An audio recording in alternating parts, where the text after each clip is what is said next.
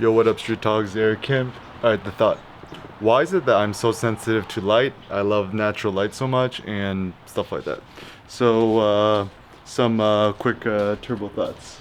So, the quick turbo thoughts are that when it comes to natural light and so forth, perhaps, like, I'm just very sensitive to light, and who knows, maybe it's a biological thing. So, for example, I actually remember this so much even as a young kid. My mom said the most important thing that she cared for in a home, if she could optimize just for one thing, it was actually natural light. And it's something that I haven't really thought too much about. I mean, I kind of knew that natural light was important to me, so I just went from a one bedroom studio apartment, 300 square feet with insane amounts of natural light, to a freaking mansion apartment, like 2 bedroom, 2 bath, 1,800 square feet with essentially like zero natural light. And I've actually think that the tiny studio apartment with more natural light actually made me much happier and more energized than even having a huge house with no natural light. And why is this important to me? So, I mean, there's a reason why a lot of ancient religions think of the sun as, a demigod essentially. And I think what it is about natural light is that with natural light, I mean, certainly energy could not exist without the sun. The sun is the source of all, life on planet Earth and beyond. You think about all of our food and stuff.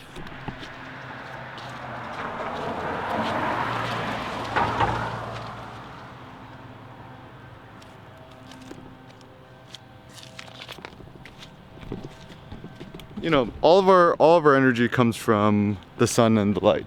And I know that for me, like, my theory about seasonal affectiveness disorder, SAD, as some places call it, is actually not an issue of the coldness. It's just like lack of light. And even spending some gloomy winters in Europe, in like Berlin, and even to some extent Umeå in Sweden, the coldness doesn't bother me so much. It's just the lack of natural light. And this is actually where Colorado is pretty cool, like even going to Denver, is that it gets cold, but then because there's so much natural light and so bright, it actually doesn't really bother me too much. And so for me, just like a thought is, if you want to optimize for more quote happiness or energy in life, just try to optimize for more light or natural light. Kind of a random thing. So a new discovery from my friend Tim.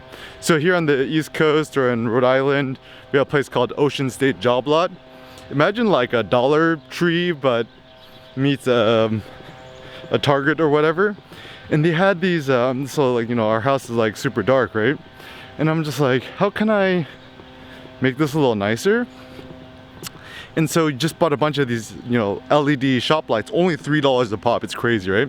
And so I just put a lot of them up in the house. And now just having all that additional light, it's so much nicer. And so even one thing that I don't think that we tend to think about. So let's say you're in a position where you cannot really change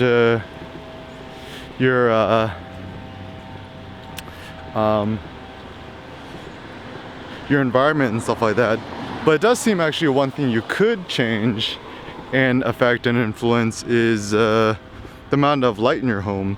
So let's say you don't really like your house too much, just buy a shitload of these like LED lamps or happy lamps or the strip lights or whatever, and just try to do like some sort of like interior design, but like interior light design. I mean, I don't know if this is even a thing. Light design is, even photography, right? It means painting with light or graphing with light or writing with light.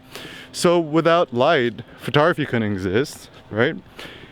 And even one thing I really do appreciate about VR experimenting with Oculus Rift S and stuff like that, is when you put on the goggles, each of your eyeballs, you're just shooting fucking bright light into each of your eyeballs, the whole thing above your head. And so the irony is, after doing VR, and I take off the helmet, and I'm back in the natural world without the, you know, VR headset on, the real world seems so like grim and whatever, because it's the rest of the dark light is so dark, so much darker than the rest. So I think even like, was it Goethe, or I think it might have been the German philosopher Goethe, poet, who when he apparently when he was about to die, or his last words were like, he's on his deathbed, he tells the assistant, more light, to open up the blinds more. And so yeah, I think the more light we can have, the better. So when designing your environment, your homes, your offices, whatever, just try to optimize for more light. I mean, even one thing I really loved in Vietnam is, you know, and this is one thing I kind of don't like about America, there's just too many of these like building regulations, and truth be told, like all these contractors and stuff, they're just kind of like the mafia. In Vietnam, there's really no rules when it comes to construction, safety measures, whatever. But the upside is when they build structures or homes or apartments or coffee shops, they put they could create these huge, like essentially glass houses, like the coffee shop and the coffee house signature in I think in Saigon.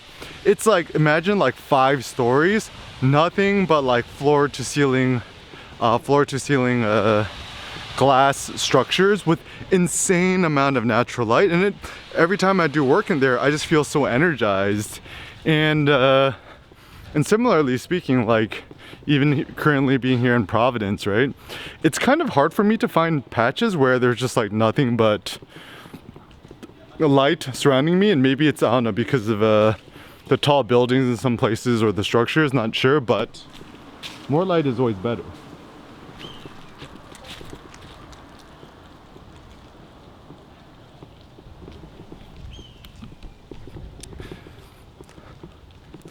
So yeah, so I mean, just practical life advice is, I think I'm gonna become much more anal about this in the future, is whenever you have an option, try to optimize for light, and everything else will work itself out.